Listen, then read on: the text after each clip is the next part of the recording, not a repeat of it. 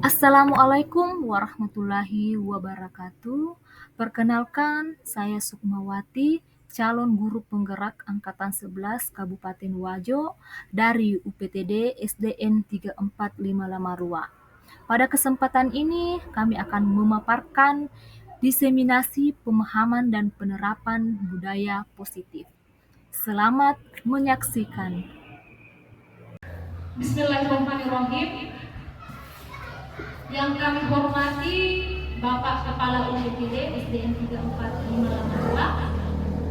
Yang kami hormati Bapak Ibu pendidik dan tenaga pendidikan yang sempat hadir pada hari ini.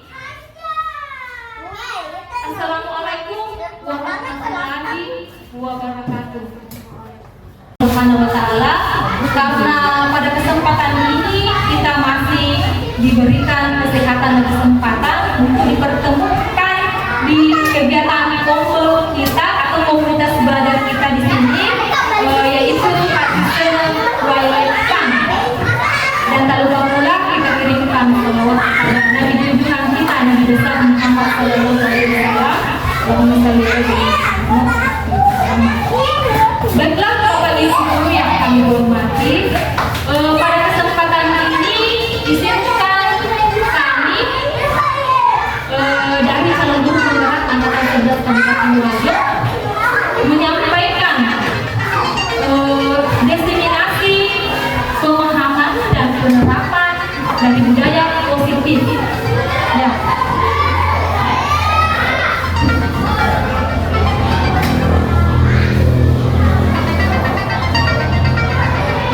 Baiklah Bapak Ibu guru yang kami hormati, di mana kita ketahui bersama bahwa budaya positif ini tentunya setiap hari kita dengar.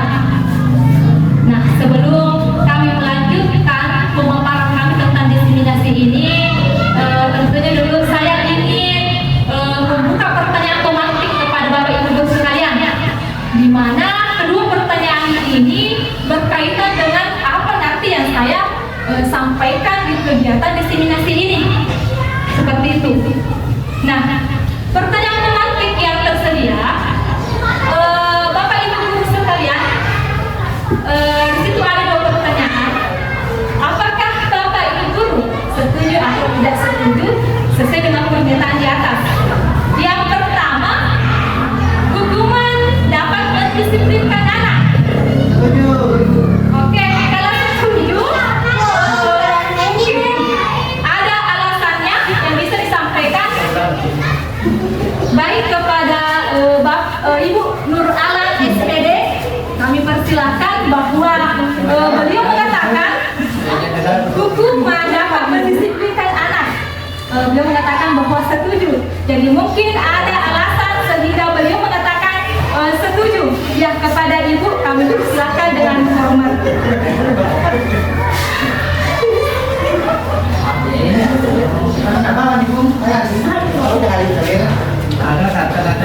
Ya, pasti maksudnya dari segi penerapan sudah dilaksanakan di misalnya di kelas, misalnya berhasil atau tidak, sehingga kita mengatakan setuju.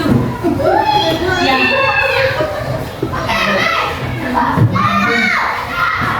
Ya, baiklah, kami beralih kepada Bapak Guru SPD. Kade. Baik, saya hormati Bapak Ibu Guru. Terima kasih atas kesempatan yang diberikan kepada kami mengenai pertanyaan hukuman dapat mendisiplinkan anak. Jadi apakah saya setuju atau tidak? Ya jelas saya setuju. Tetapi di sini kita sebagai tenaga pendidik kita harus mengetahui batasan-batasan dalam memberikan hukuman bagi siswa. Karena kalau tidak ada istilah hukuman, anak-anak bisa berbuat semena-mena. Seperti ada siswa yang jarang ke sekolah, tetapi kalau kita biarkan seperti itu saja, tidak ada tindak lanjutnya, seakan-akan anak itu akan beranggapan bahwa tentunya tidak ada pemakalas. Makanya kemarin saya pernah terapkan di kelas 5 pada semester kemarin, siswa yang tidak hadir tanpa alasan itu saya kasih pergi walaupun hanya sebentar. Karena kita sudah ada kesepakatan sebelumnya bahwa kalau yang sakit atau meminta izin harus melalui HP. Kan ada telepon, atau misalkan ada yang sakit bisa dikasih tahu temannya atau tetangganya. Tetapi apabila ada yang tidak ada infonya, itu salah satu hukumannya dikasih berdiri kemarin. Tetapi tentang ini saya tidak dapat lagi. Dan itu mungkin ada nanti kesepakatan bahwa hukuman apa yang pantas supaya anak-anak ini tidak berbuat seenaknya saja. Seperti itu kami sampaikan kepada moderator. Ya, baiklah, terima kasih kepada Bapak Guru SPD. Beri dulu aplaus untuk Bapak Guru kita. Ya, kemudian pertanyaan tematik yang kedua, memberi penghargaan dapat meningkatkan motivasi belajar anak. Nah, apakah Bapak Ibu guru sekalian setuju atau tidak setuju dengan pernyataan di atas? Jadi setuju, ya. Jadi dari Bapak Kepala Sekolah kami mengatakan bahwa setuju, jadi kami persilahkan kepada Bapak Kepala Sekolah untuk memberikan alasannya sehingga mengatakan setuju. Dengan hormat kami persilahkan. Jadi terima kasih atas pertanyaan. Jadi kami tadi mengatakan memberi penghargaan dapat meningkatkan motivasi belajar anak. Jadi saya mengatakan setuju. Mengapa saya katakan setuju? Karena memang setiap kegiatan pembelajaran harus memberi aplaus kepada siswa-siswi kita. Mengapa? Supaya anak itu termotivasi untuk mengikuti kegiatan pembelajaran kita.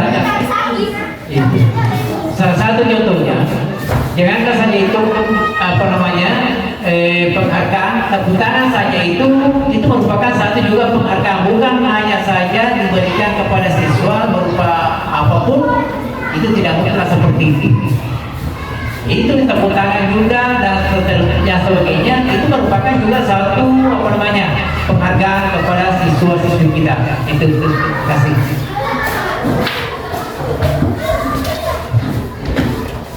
Ya, terima kasih alasan yang telah disampaikan oleh Bapak Kepala Sekolah kami. Beri aplaus dulu untuk Bapak Kepala Sekolah ya. Ya, jadi pertanyaan pemantik yang saya sampaikan tadi, ini berkaitan dengan apa yang saya paparkan pada kegiatan diseminasi ini. Jadi saya lanjut dulu.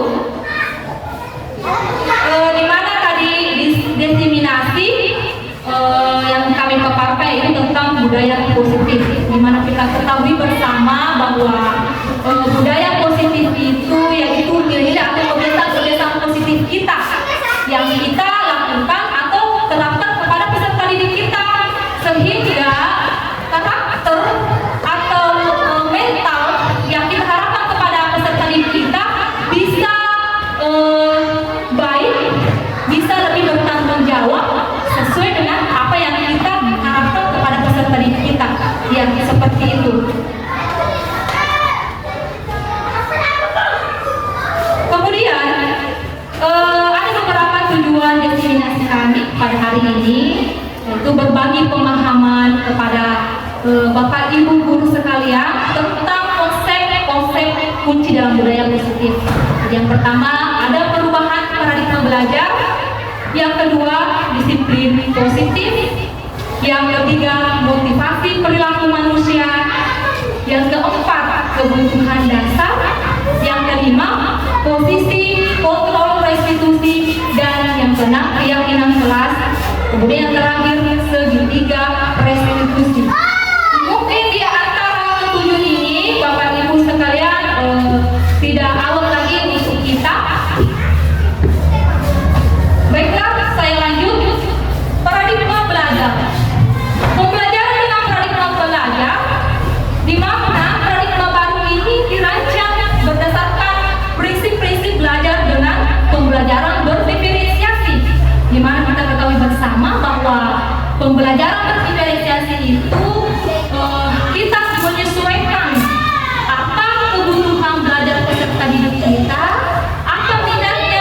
bagaimana dari segi kemampuannya, sehingga pembelajaran berdiferensiasi ini kita mengikut dari minat dan bakat peserta didik kita, karena setiap peserta didik itu pasti memiliki keunikannya masing-masing.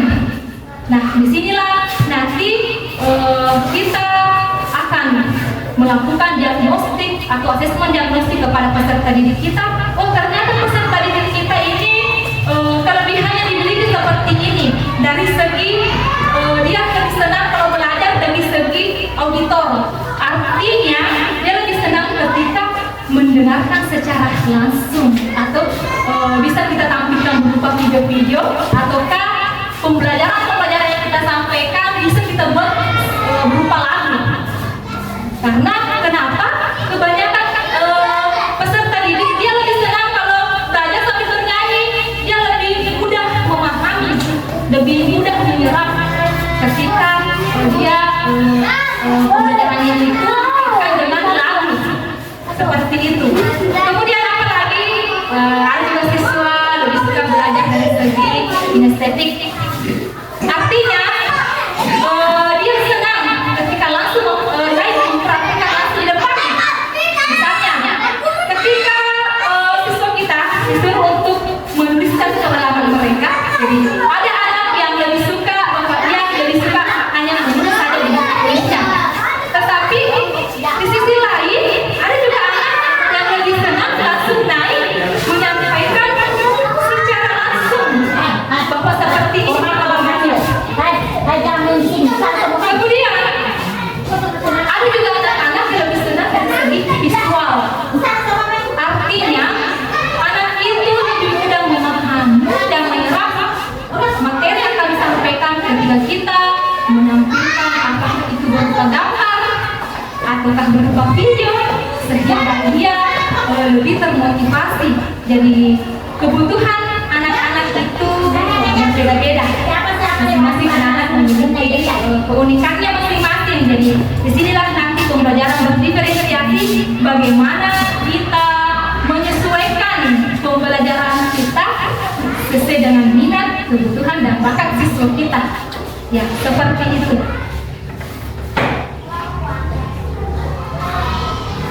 Ya, sekarang saya lanjut di disiplin positif. Bapak Ki Hajar Dewantara, Bapak pendidikan kita, menyatakan bahwa untuk mencapai kemerdekaan atau dalam konteks pendidikan kita saat ini, menciptakan murid yang merdeka, syarat utamanya adalah harus ada disiplin yang kuat. Artinya disiplin yang kuat ini disiplin diri yang dimana dia mampu memiliki motivasi internal. Jika tidak memiliki motivasi internal, maka kita merupakan pihak lain. Artinya kita bisa mendisiplinkan melalui misalnya motivasi eksternal. Jadi sesuai dengan apa yang disampaikan Bapak Ki Hajar Dewantara terkait dengan disiplin positif.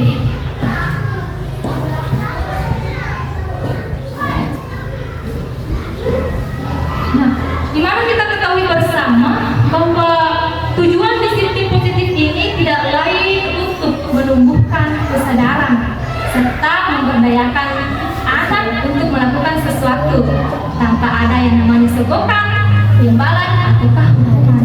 Akan tetapi disiplin positif di sini dia mengharap bahwa anak-anak melakukan kegiatan itu bahwa memang muncul dalam diri mereka sendiri, ataukah disebut dengan motivasi internal. Nah, sebagai pendidik, tujuan kita di sini pastinya adalah menciptakan anak-anak yang memiliki disiplin diri sehingga bisa berperilaku dengan mengacu pada nilai-nilai kebajikan universal. Artinya nilai-nilai kebajikan universal, nilai-nilai yang mengarah ke area yang positif tanpa membeda-bedakan peserta didik kita dari segi gendernya, agamanya, ras, dan lain sebagainya. Jadi secara menyeluruh. Baiklah Bapak Ibu yang kami hormati. Nah, motivasi perilaku manusia. Jadi setiap manusia serta peserta didik kita melakukan kegiatan pasti ada motif.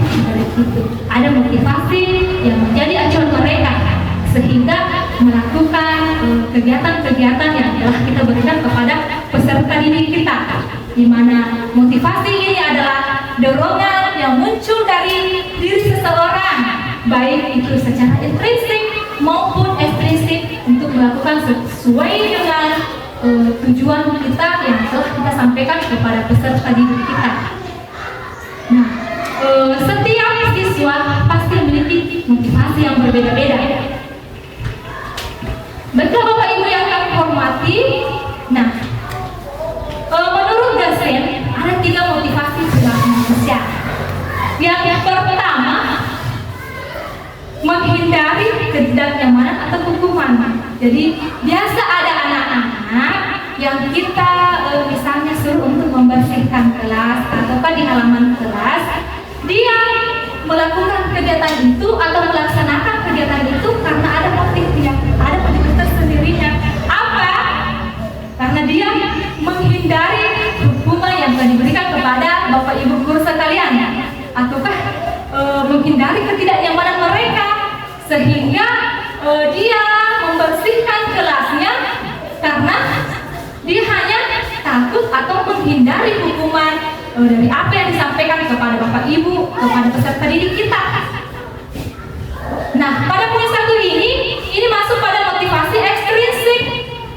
Itu ada dorongan dari luar, ya, sehingga anak-anak itu melakukan kegiatan yang kita berikan. Kemudian poin 2, anak-anak melakukan kegiatan yang telah kita berikan karena memiliki motivasi, bisa saja karena mereka menginginkan imbalan ataukah penghargaan yang telah kita misalnya janjikan kepada peserta didik kita. Ya, jadi ini mungkin tidak awal lagi bagi kita, yang sering sekali memberikan penghargaan-penghargaan, baik itu berupa misalnya berupa barang, hanya berupa tepuk tangan, ya. Jadi bisa saja anak itu melaksanakan kegiatan karena memang hanya menginginkan imbalan atau hanya penghargaan dari Bapak Ibu guru. Sehingga poin 2 itu dikatakan sebagai motivasi intrinsik, karena motivasi itu ada karena ada pengaruh dari luar. Kemudian yang ketiga, motivasi yang ketiga adalah menghargai nilai-nilai kebajikan diri sendiri. Nah, inilah yang poin ketiga, menghargai nilai-nilai kebajikan diri sendiri, di mana di sini peserta didik harus memiliki kesadaran diri. Ada kesadaran diri yang timbul pada dirinya bahwa, oh, ketika saya misalnya tidak menggosok gigi misalnya, pasti itu akan berdampak pada diri mereka. Nah, begitupun dengan sebaliknya, ketika dia rajin menggosok gigi, pasti dampak positif itu juga kembali kepada mereka, bukan kepada orang lain, sehingga timbullah pada diri mereka bahwa muncullah kesadaran dirinya bahwa, oh, saya harus rajin ini menggosok gigi misalnya, karena memang ada dalam dirinya muncul, ada kesadaran dirinya. Nah, inilah yang diharapkan kepada tujuan disiplin positif, bahwa bagaimana kita menanamkan kepada peserta didik atas kesadaran-kesadaran dirinya bahwa ketika kita tidak melaksanakan ini ternyata ada dampak, ataukah dampak positifnya itu memang kembali misalnya ke kita, sehingga ada kesadaran diri yang timbul pada peserta didik kita, sehingga di poin ketiga ini masuk sebagai motivasi intrinsik, artinya dia melakukan kegiatan itu karena memang muncul dalam diri mereka sendiri bahwa saya harus melakukan itu karena saya sadar bahwa ketika saya melakukan itu pasti juga akan berdampak pada saya.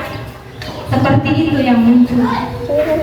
Nah, sehingga saya mengatakan ada 3 motivasi perilaku manusia sehingga melakukan kegiatan-kegiatan yang diberikan.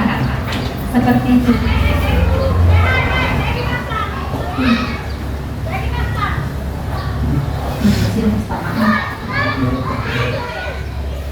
Nah, menurut motivasi Gassen, tujuan disiplin positif. Meskipun kita memang juga bisa memakai motivasi ekstrinsik karena memberikan penghargaan kepada anak-anak bukan hanya sekedar memberikan misalnya berupa barang, tapi bisa berupa senyuman, berupa tepuk tangan, atau berupa pujian. Tapi dibalik itu bisa saja membuat karakter anak bahwa dia selalu mengharapkan seperti itu. Ketika tidak ada lagi yang diberikan, tidak ada lagi misalnya imbalan-imbalan yang diberikan, hilanglah motivasinya. Karena memang dia melakukan itu dia berharap ada harapan yang dia tunggu. Jadi mungkin pada motivasi intrinsik inilah sebagai tujuan disiplin positif, meskipun kita memang mengaplikasikan atau menerapkan motivasi intrinsik ini, tapi bagaimana kita bisa meminimalisir ya seperti itu.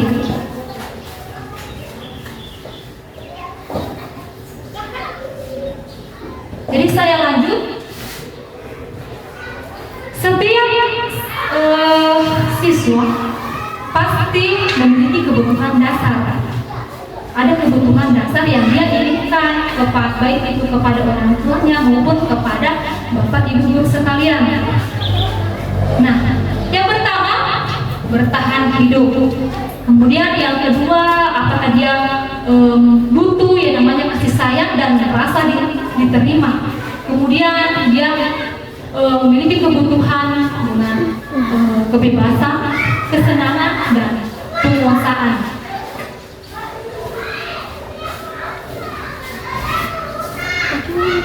Baiklah Bapak Ibu yang kami hormati, kebutuhan dasar manusia ini tentunya biasa kita jumpai peserta didik kita, misalnya yang selalu bikin ricuh kelas, atau dia suka, apakah ketika ada peserta didik kita yang memang dia sangat senang mengambil bekal yang dibawa oleh temannya.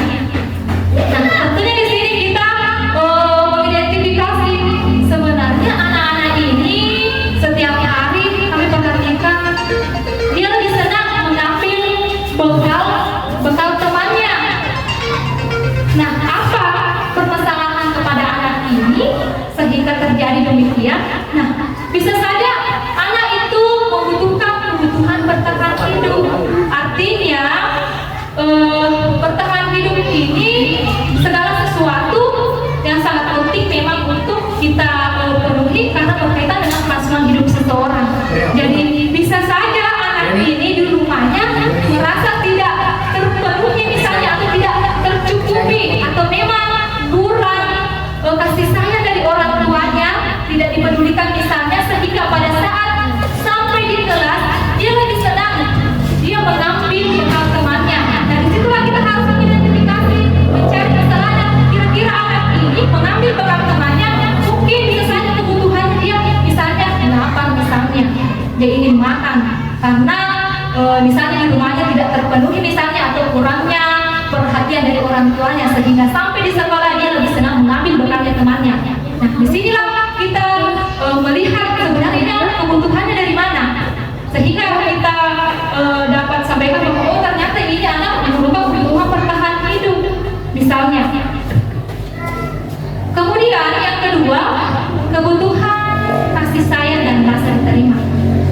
Jadi setiap manusia itu pasti memerlukan namanya kasih sayang dan rasa diterima dari orang sekitarnya, terutama kepada peserta didik kita. Itu betul-betul dia menginginkan bagaimana dia merasa diterima, merasa dipedulikan. Karena di poin 2 ini tugas kita sebagai pamong, artinya kita mengayomi, kita mendidik, kita mengetahui ternyata kebutuhannya ini seperti ini. Anak ini butuh kasih sayang, anak ini butuh mereka merasa diterima. Bisa saja di rumahnya misalnya, contohnya dia hanya hidup bersama misalnya dengan neneknya, tidak ada orang tuanya misalnya, sehingga ketika sampai di sekolah dia misalnya selalu mencolek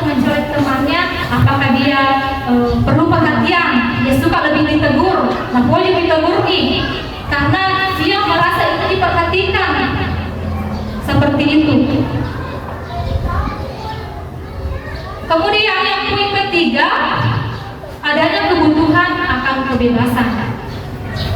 Nah, di poin ketiga ini, di mana kita ketahui bersama bahwa memang peserta didik dalam menentukan jalan hidupnya sendiri, termasuk memilih pembelajaran dengan metode yang bervariasi sesuai dengan bidang kebutuhannya. Nah, di sini kebutuhan akan kebebasan, kita memberikan kebebasan kepada peserta didik kita terkait dengan hal-hal yang positif. Artinya, pada saat kita memberikan atau menyampaikan materi kepada peserta didik kita harus mengetahui dulu sebenarnya dia suka seperti apa misalnya. Apakah dia senang kalau kita tampilkan misalnya video-video atau langsung mempraktekkan di atas, kita tampilkan lagu, video, kita tanya seperti itu. Karena di sisi lain juga ada juga peserta didik dia lebih senang misalnya menulis. Nah, ada juga peserta didik dia lebih senang langsung mempraktekkan ke atas. Jadi kita memberikan kebebasan kepada peserta didik kita untuk menentukan apa yang dia inginkan. Nah, inilah sebenarnya tuntutan kita di Kurikulum Merdeka. Bukan dari gurunya yang bertanya, oh anak-anak sekarang ikut ini, maunya berusaha seperti ini. Tidak lagi seperti itu.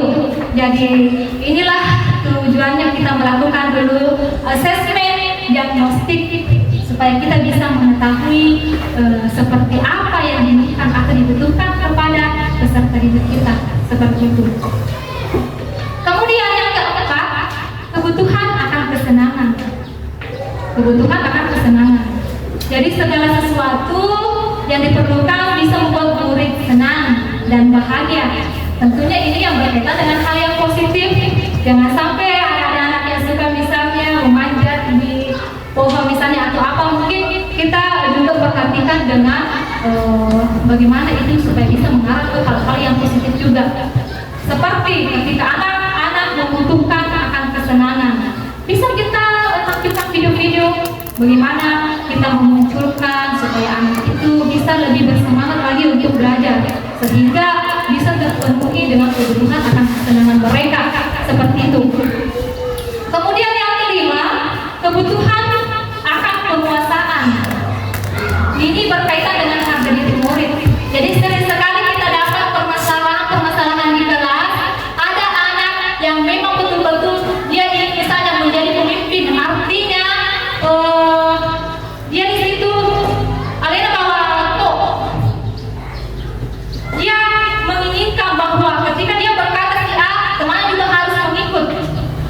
Ada seperti itu, sehingga dia di dalam kelasnya dia ingin berkuasa, sehingga ketika ada teman-temannya misalnya yang dia pukul atau apa, dia berharap bahwa ketika dia memukul temannya, temannya itu bisa lebih takut kepada mereka, sehingga dia lebih berkuasa di kelas itu. Jadi banyak juga anak seperti ini, dia membutuhkan penguasaan.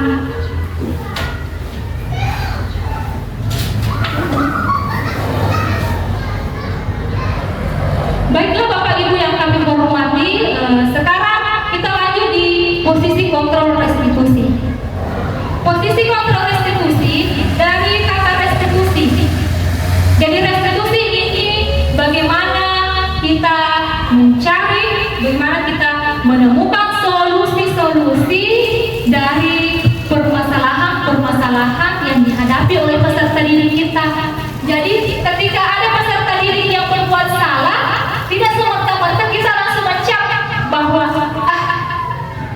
memang misalnya nakal, memang seperti itu. Sebenarnya tidak seperti itu yang diinginkan. Ya, kemudian yang kedua, kita juga menghindari kata-kata yang berkonotasi negatif. Artinya, jangan sampai kita menyampaikan kalimat-kalimat negatif yang bisa membuat seseorang kita terdoktrin. Artinya, bisa saja dia mengikuti dari apa yang kita sampaikan kepada mereka. Nah, ini sering sekali terjadi, baik berupa ucapan atau berupa dari segi misalnya hukuman fisik. Ya, Jadi yang kita hindari di sini jangan sampai hukuman-hukuman yang kita berikan kepada peserta didik kita itu bisa merusak mental mereka.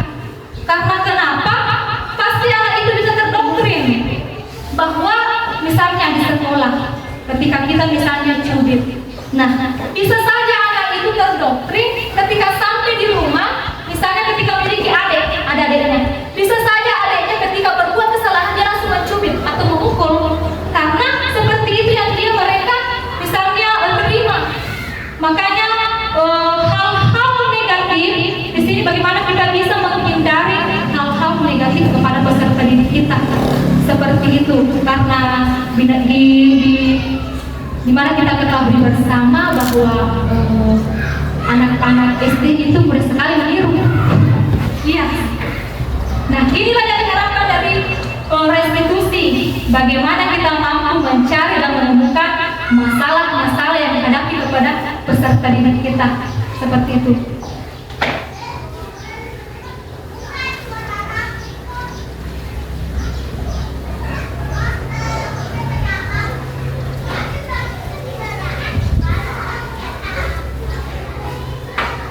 Baiklah Bapak Ibu yang kami hormati, jadi ada 5 posisi kontrol. Jadi saya rasa kelima posisi kontrol ini mungkin sudah semua kita terapkan kepada peserta didik kita. Yang pertama ada posisi kontrol penghukum, kemudian pembuat orang merasa bersalah, yang ketiga sebagai teman, sebagai pemantau dan manajer.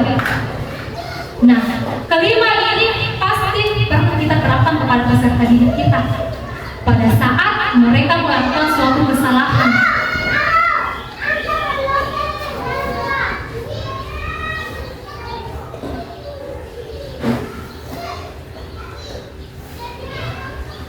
Baiklah Bapak Ibu guru yang kami hormati, dari poin pertama sebagai penghukum. Ini penghukum mungkin sering sekali diterapkan misalnya di kelas.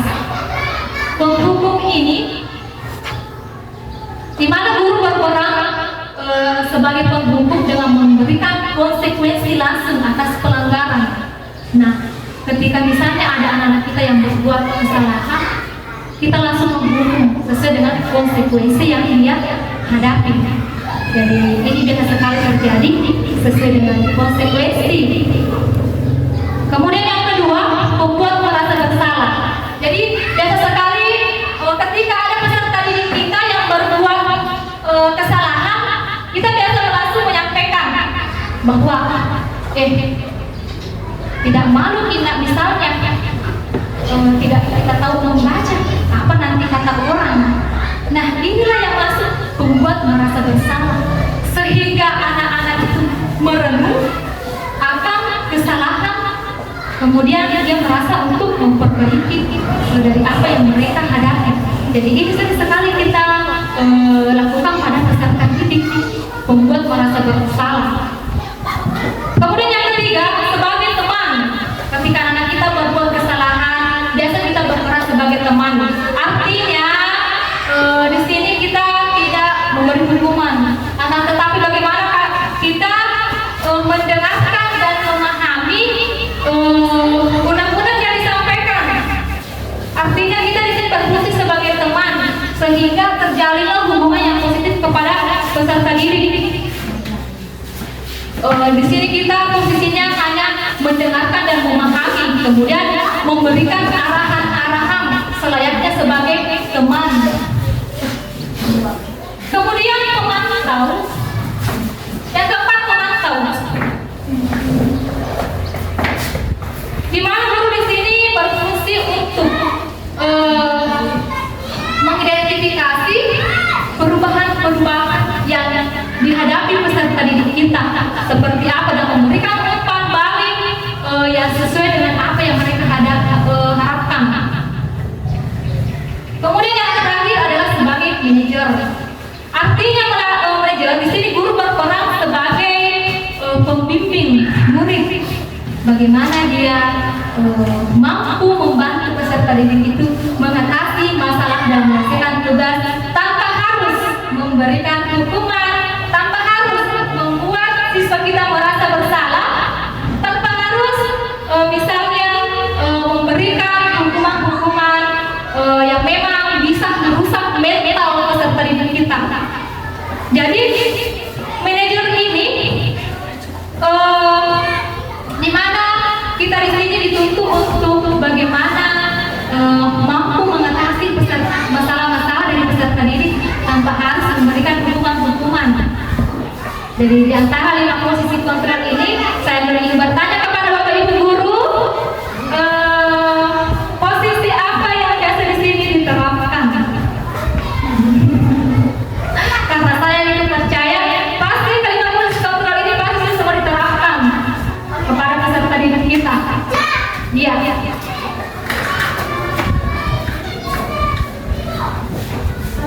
Baiklah Bapak Ibu guru sekalian, kemudian kita lanjut masalah keyakinan kelas.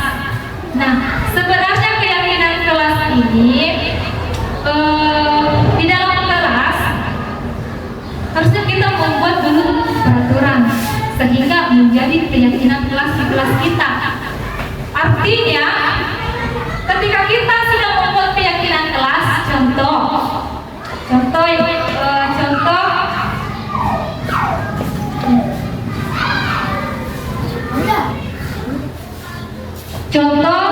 pada saat kita melakukan pembentukan keyakinan kelas, bisa saja di sini kita membuat kesepakatan kepada peserta didik kita bahwa ada keyakinan kelas di kelas kita yang harus kita patuhi.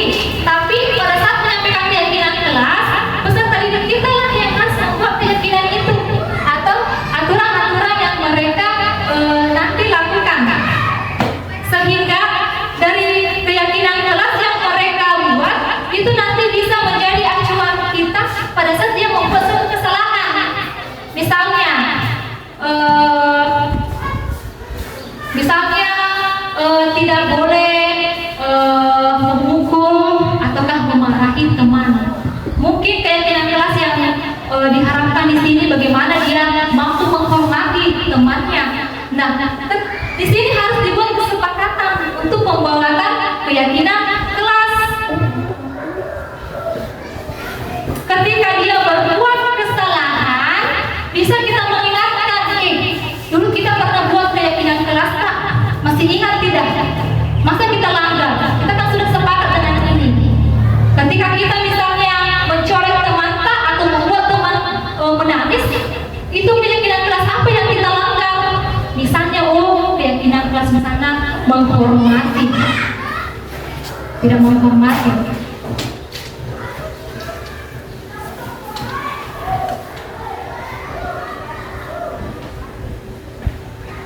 Jadi baiklah Bapak Ibu sekalian. Jadi sebenarnya di kelas kita bagusnya kita membuat keyakinan kelas. Kita sepakat dengan peserta didik kita membuat suatu peraturan. Jadi peraturan tersendiri untuk di kelas. Jadi kita di sini meminta sendiri kepada peserta didik apa yang ingin dia nanti, peraturan-peraturan apa nanti yang dia inginkan untuk dijadikan sebagai keyakinan kelas. Seperti selalu mengembalikan buku ke tempatnya, misalnya pada saat selesai belajar itu buku paket harus misalnya dikembalikan ke lemari. Nah, mungkin keyakinan kelasnya dituntut di sini adalah tanggung jawab. Ketika ada anak-anak yang tidak melakukan hal tersebut, bisa kita langsung sampaikan, panggil anak itu secara baik-baik. Kita kan sudah membuat keyakinan kelas. Kalau misalnya buku berantakan di situ, tidak disimpan di tempatnya, keyakinan kelas apa yang kita langgar? Sedangkan kita sudah sepakat. Kalau perlu kita tempelkan keyakinan kelas itu, sehingga bisa langsung memperlihatkan, ini sudah ditulis keyakinan kelas, kenapa dilanggar? Keyakinan kelas apa yang dilanggar? Ternyata tanggung jawab. Dia tidak memiliki tanggung jawab untuk menyimpan kembali buku yang telah dia pinjam. Jadi seperti itu.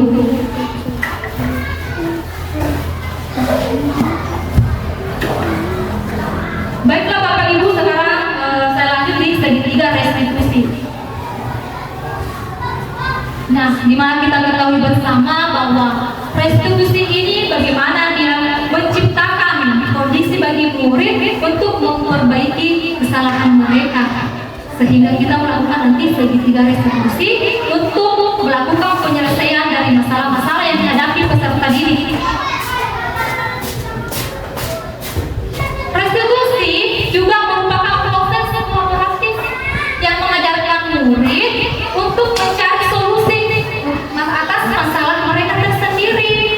Jadi di restitusi ini kita fokus dalam penyelesaian masalah peserta didik yang membuat kesalahan. Peserta didik juga lah yang mengatasi masalah tersebut. Contoh sederhana, ketika ada peserta didik kita yang mencoret-coret misalnya buku tulisan dari siswa si A. Nah, sehingga siswa si B menangis, melapor. Nah, disitulah kita panggil kedua siswa ini, siswa si A, apa alasannya misalnya sehingga dia melakukan hal seperti itu. Bisa saja karena dia ingin kebutuhan dasarnya dari segi penguasaan. Jadi dia ingin menguasai teman-temannya, dia ingin membuat teman-temannya sehingga dia merasa takut. Nah, dalam penyelesaian masalah ini tentunya kita mengidentifikasi dulu, memberikan pertanyaan kepada siswa si A. Ketika kita misalnya mencoret buku teman kita, kira-kira itu pilihan kelas apa yang kita langgar? Apakah kita menghargai teman atau tidak? Misalnya tidak menghargai, misalnya kalau saya mencoret. Nah, ketika kita sudah tahu seperti ini masalahnya, maka kita menanyakan kembali kepada peserta didik. Nah, apa masalah atau solusi yang anak-anakku lakukan?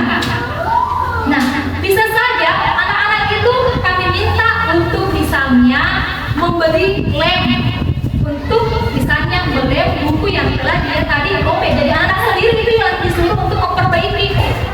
Ataukah bisa saja kita minta kepada peserta didik kita untuk mengganti buku tulisnya temannya, sehingga dia tahu bahwa oh, saya sudah menyelesaikan permasalahan saya sudah menebus kesalahan saya dengan cara misalnya melem bukunya ataukah mengganti. Nah, disitulah bisa mampu menyelesaikan sendiri masalahnya.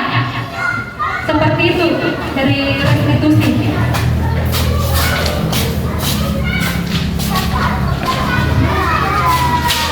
Jadi ciri-ciri restitusi mungkin dia misalnya lebih fokus kepada pencarian solusi, memperbaiki hubungan antara teman, antara guru, sehingga bisa terjalin dengan hubungan yang baik.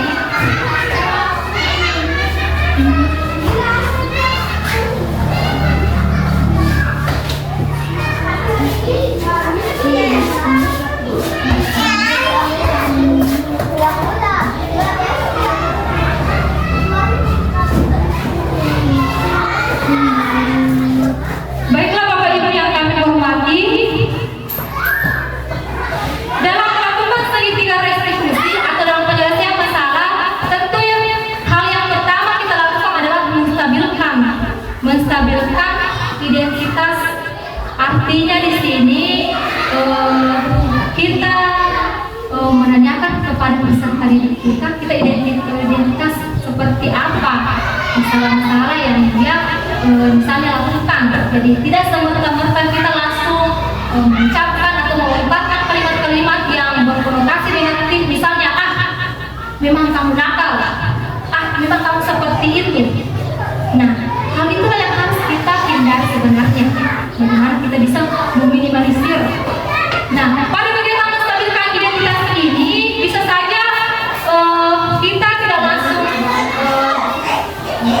menyampaikan bahwa peserta didik ini kesalahannya seperti ini, tapi kita bisa saja melontarkan suatu perkataan atau kalimat, misalnya tidak apa-apa misalnya. Nah, memang manusia itu tidak luput misalnya dari kesalahan. Berbuat hal itu hal yang manusiawi, tidak ada manusia yang sempurna. Akan tetapi ini bagaimana kita untuk ingin memecahkan, bagaimana kita ingin memperbaiki dari apa yang kita lakukan kepada peserta didik. Seperti itu.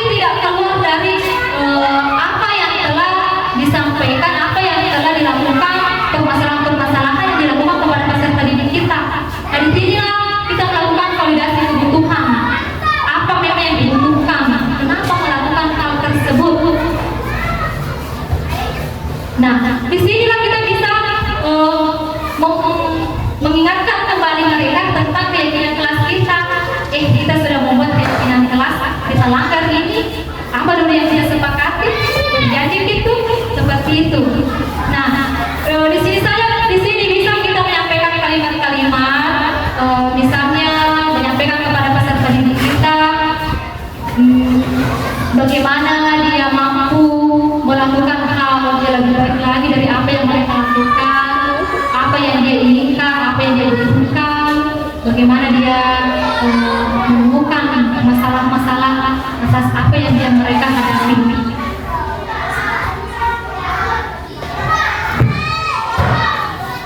Selanjutnya menanyakan keyakinan. Anak melihat kesalahannya dihubungkan dengan norma sosial dan nilai-nilai yang mendasari manusia berinteraksi dengan orang lain. Jadi pada saat kita menanyakan keyakinan di sini, bisa saja kita menanyakan kepada peserta didik, sebenarnya keyakinan apa yang mereka langgar di sini, kenapa mereka langgar, apa yang dia ingin yang dibutuhkan. Kemudian ketika dia melakukan hal tersebut kepada temannya, kira-kira apa dampaknya? Adakah hal baik yang bisa kita petik di sini? Jadi bagaimana kita bisa menyampaikan kalimat-kalimat positif kepada peserta didik kita tanpa harus melontarkan atau memberikan hukuman-hukuman yang misalnya itu berdampak positif bagi mental mereka.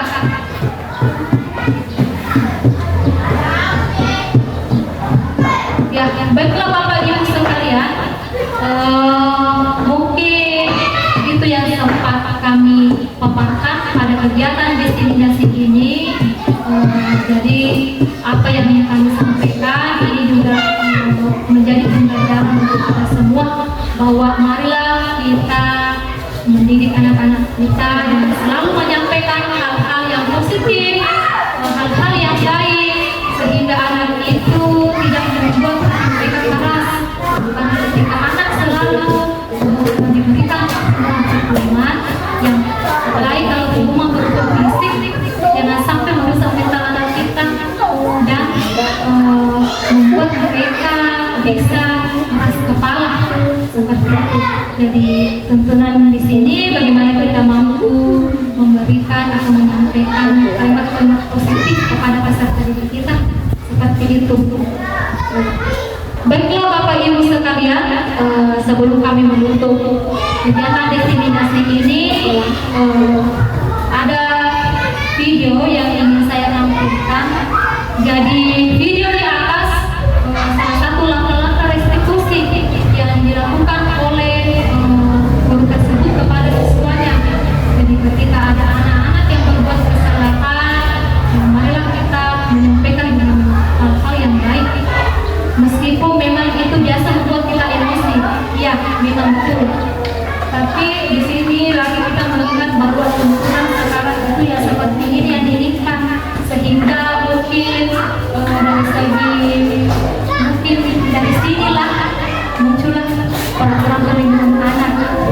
Kita tidak dibolehkan lagi memberikan kekerasan kepada peserta kita, mungkin seperti itu. Baiklah, kami tampilkan video di atas salah satu langkah-langkah restitusi yang dilakukan oleh salah satu guru. Menanyakan keyakinan. Skenario kasus 1. Siswa makan pada saat jam pelajaran. Pada saat jam pelajaran berlangsung, ada seorang siswa yang terlihat makan sambil sembunyi. Sebagai seorang guru, saya harus menyelesaikan masalah tersebut dengan baik menggunakan tahapan 3 restitusi.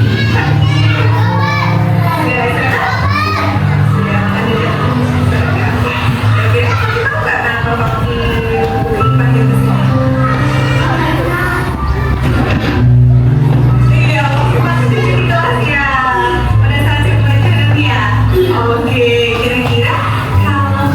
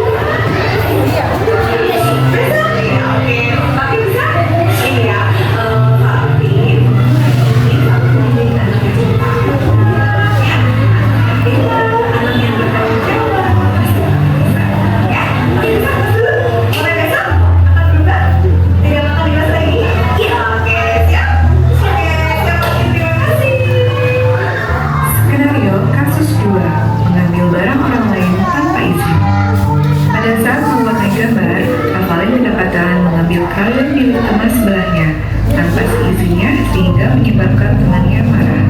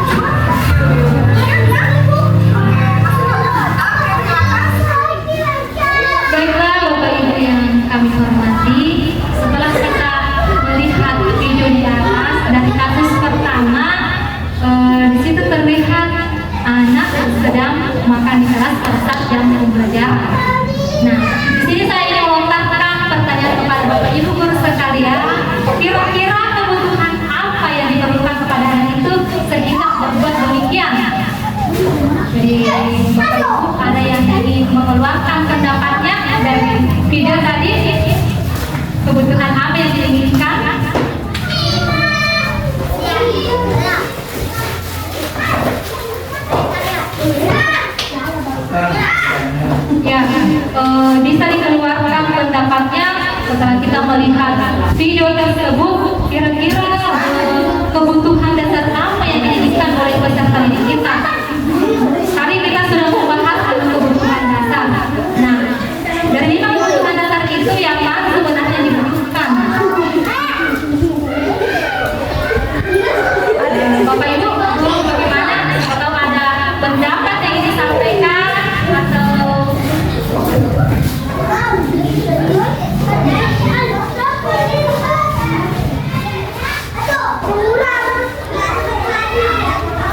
baiklah, Bapak Ibu guru, setelah kita melihat video di atas, di mana kita ketahui bersama bahwa ada satu peserta didik yang sedang asik makan pada saat jam pembelajaran.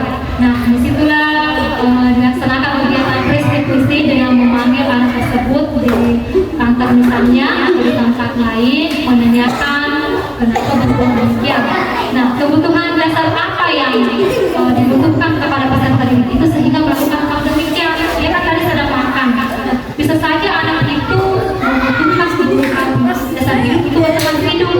Anak itu kan tadi lapar, pada sempat misalnya makan di rumahnya, sehingga yang dibutuhkan adalah kebutuhan bertahan hidup. Nah, seperti itu Bapak Ibu. Dari dalam segitiga restitusi ini tentunya dalam melakukan penerapannya kita tidak perlu dari kebutuhan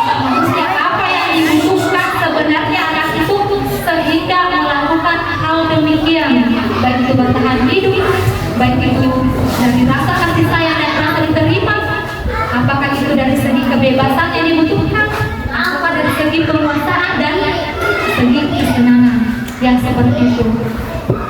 Jadi pada kesempatan ini saya mengucapkan banyak terima kasih kepada Bapak Ibu guru sekalian. Mudah-mudahan kegiatan kita pada hari ini bisa bermanfaat untuk kita semua, dan marilah kita memperbaiki ketika ada kesalahan-kesalahan misalnya dilakukan kepada peserta kita. Jadi tujuan utama kita di sini adalah bagaimana peserta didik bisa atau mampu menerapkan kegiatan-kegiatan positif yang kita berikan. Maka dari itu, ketika kita melontarkan kata kepada peserta didik kita, marilah kita hindari yang namanya ada konotasi negatifnya, karena bisa kita yang kami hindari seperti itu. Mungkin sekian dari saya. Sekian dan terima kasih. Assalamualaikum warahmatullahi wabarakatuh.